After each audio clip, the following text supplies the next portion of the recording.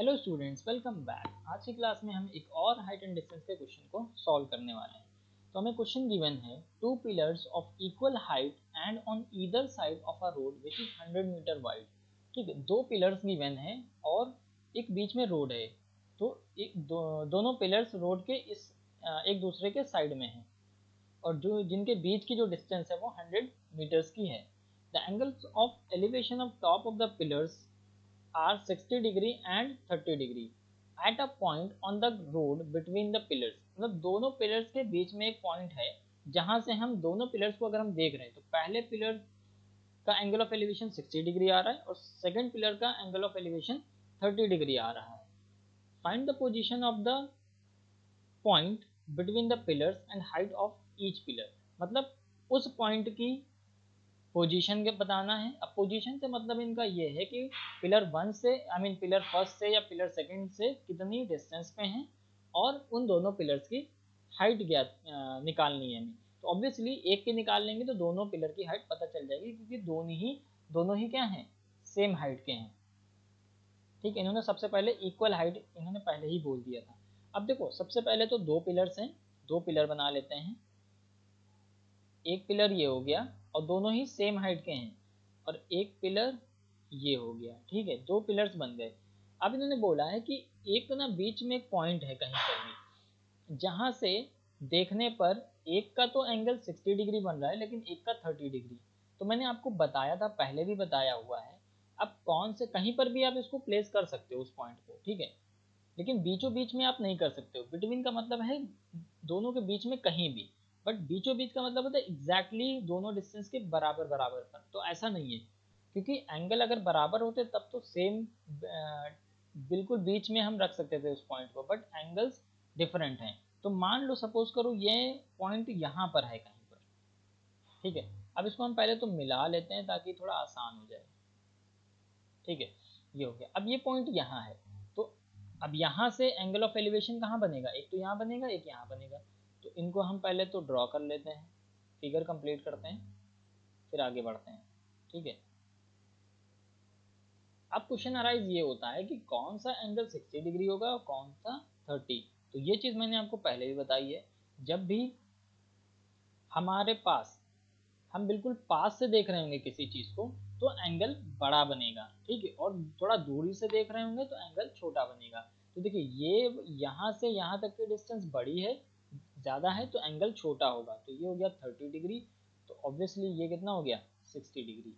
Height हमसे पूछी है ये वाली, तो हाइट निकाल लेंगे। और हाँ, ये भी हमसे पूछा है कि ये कितना है, तो इन दोनों की डिस्टेंस भी निकालनी है। तो ये लेट सपोज पॉइंट जो था इन्होंने P मान लिया हमने, और इनकी नेमिंग पहले कर देते हैं। तो इस पॉइंट का नाम A, B and let's say ये C और ये D। अब पूरी डिस्टेंस यहाँ पर इन्होंने ये भी दे दिया कि जो पूरी डिस्टेंस है इन दोनों पिलर्स के बिटवीन में वो 100 है। ठीक है, तो इसके और इसके बीच की अगर हम मान ले x थोड़ी देर के लिए, क्योंकि इस एंगल को जब हम सॉल्व करेंगे तो लगाना पड़ेगा। तो अब ये वाली कितनी हो जाएगी, पूरी 100 है, ये x है, तो इतनी हो जाएगी 100 माइनस एक्स। ठीक, फिगर तैयार है, हमारा क्वेश्चन इजीली सॉल्व हो जाएगा। चलो सॉल्व करते हैं फटाक से। तो AP के जो बीच की डिस्टेंस है वो x मान लिया है, ये हमने एज्यूम कर लिया है। और PC के बिटवीन में कितनी हो जाएगी, 100 माइनस एक्स। ये तो बताने की ज़रूरत नहीं है, ये मीटर्स में है, ये मीटर्स में है। ये हमने क्या किया है, एज्यूम कर लिया है। ये एज्यूम किया है, ये तो अपने आप ही आ जाएगी, तो इसको ऐसे लिखने की ज़रूरत नहीं है। ठीक है, इसको हमने एज्यूम किया है। और हाइट भी हम लेट कर लेते हैं। तो let the height of the pillar be h metre. ठीक है, हाइट हो गई h मीटर। अब अगर हम देखें ट्राइंगल PAB में, तो PAB में देखें तो इन ट्राइंगल PAB में जब आप देखोगे तो ये परपेंडिकुलर हो गया, ये बेस हो गया और ये एंगल हो गया। तो tan 60 लगा देंगे, simple. tan 60 is equal to हो जाएगा h बाय x। tan 60 की value √3 is equal to h by x. तो यहाँ से अगर हम h की वैल्यू निकाल लें तो h की वैल्यू कितनी हो जाएगी √3x। ठीक है, थोड़ी देर के लिए इसको हम फर्स्ट इक्वेशन बोल देते हैं।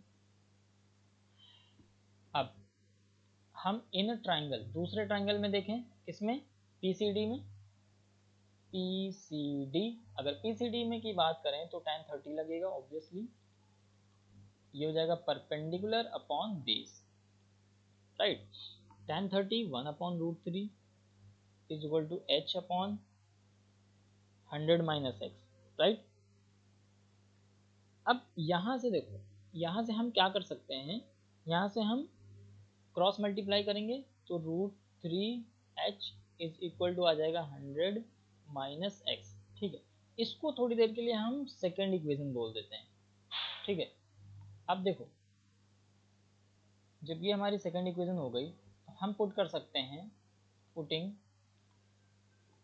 Equation first in second, right.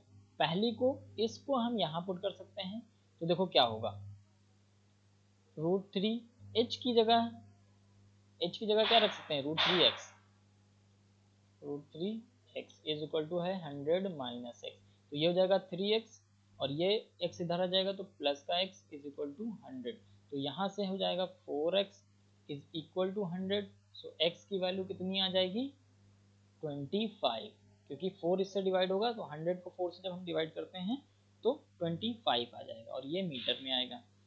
अब अगर हम x is equal to 25 putting x is equal to 25 in first, अगर हम फर्स्ट में पुट कर दें यहाँ पर तो देखो h की वैल्यू कितनी आ जाएगी। ठीक है, इसको ऑलराइट, एक काम करते हैं, इसको हटा देते हैं, ये पूरी 100 है हमें पता है, थोड़ी सी हमें ना स्पेस मिल जाएगी और यहाँ पे ऐसे खींच देते हैं जिससे कि एक में मिले ना। अब देखो, जब हम x इक्वल टू 25 फर्स्ट में पुट करेंगे तो हमें h की वैल्यू सिंपली मिल जाएगी। h की वैल्यू कितनी आ जाएगी √3 और x की वैल्यू कितनी है 25। दैट मीन्स कि h इज इक्वल टू हो जाएगा 25√3 मीटर। सिंपल। अब यहाँ पर सिर्फ आपको लिखना है, क्या लिखना है मैं आपको बता दे रहा हूँ। हेंस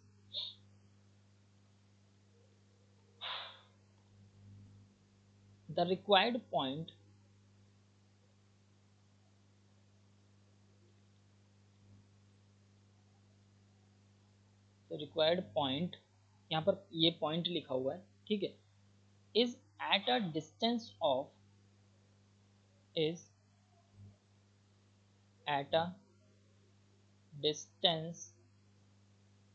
ऑफ कितना है 25 मीटर्स।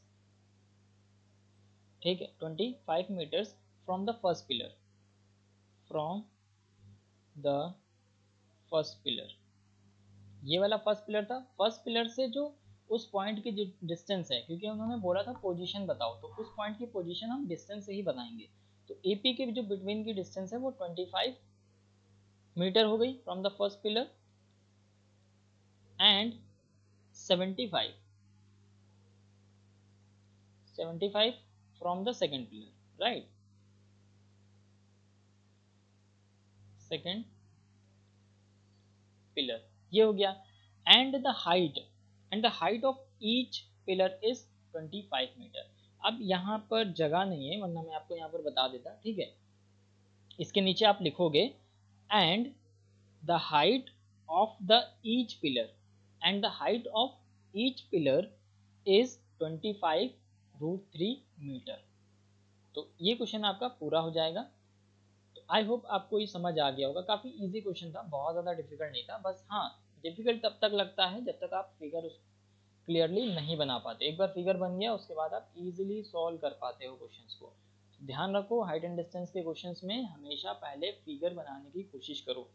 एक बार आपका फिगर सही बन गया देन आप उस क्वेश्चन को बहुत ही आसानी से, बहुत ही एक्यूरेटली क्वेश्चन को कर पाओगे।